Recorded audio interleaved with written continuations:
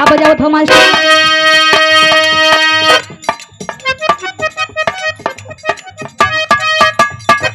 हमारे मास्टर कोनो दूसर गीत का संकेत करत होन अब ही एक थे बजावत होन तो उले फिर पलट जात हो यो अपन उम्र के लिहाज करत ना हो भैया राम केवल जी इनकर उम्र ढल गया लेकिन अभी जवानी वही तरह बा हाँ अब ही एक थे बजावत होन तब दूसर को बजावे खातिर पलट जात हमरा मास्टर बजावत हवन एगो लड़की को खूबसूरत देख के पगला गई बा लड़का कहता लड़की से का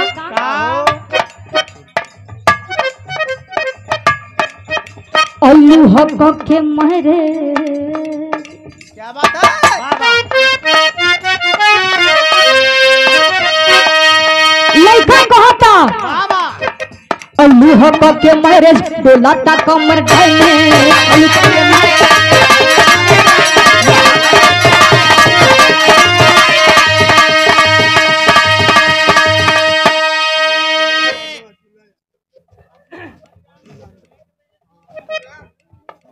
लक्ष्मण यादव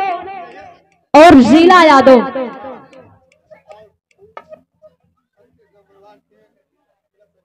और देखी 36 नंबर वार्ड के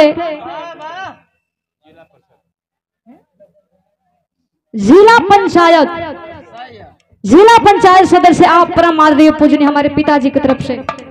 सादर 101 बदेकर सम्मानित किया गया। छोड़ो प्रणाम बा लड़का कहता अल्लू हक के मेरे डोलाता कमर ढाले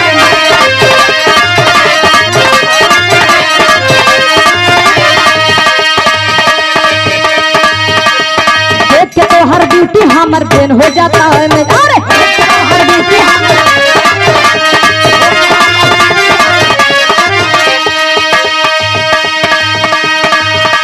अल्लू हक के गए में डोलाता कमर ढाले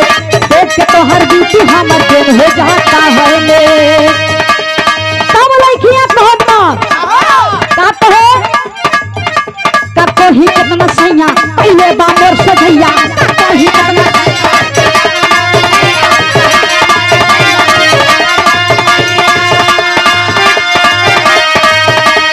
कोही कितना सैया पहले बामर सजैया धून देला के हरा के जैसे रजैया छील देला दहिया मुसल्लम कलमवा के धन्ना कलमवा के धन्ना कलमवा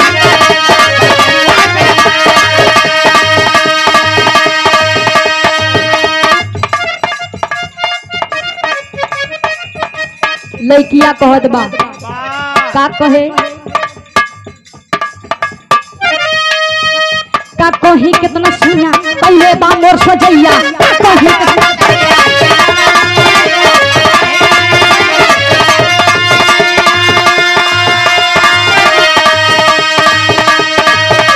का कही कितना सैया पहले बामर सजैया घूम देला के हरा के जैसे रजैया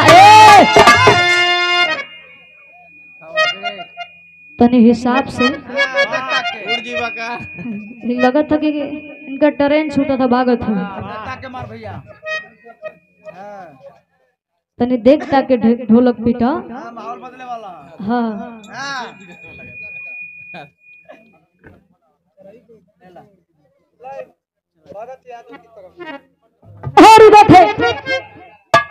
भरत यादव परम आदरणीय पूजनीय हमारे बड़े भैया आपके ओर से सादर 101 बदेकर सम्मानित किया गया। चौड़े में प्रणाम बा सब इनके प्रणाम पर लगी बा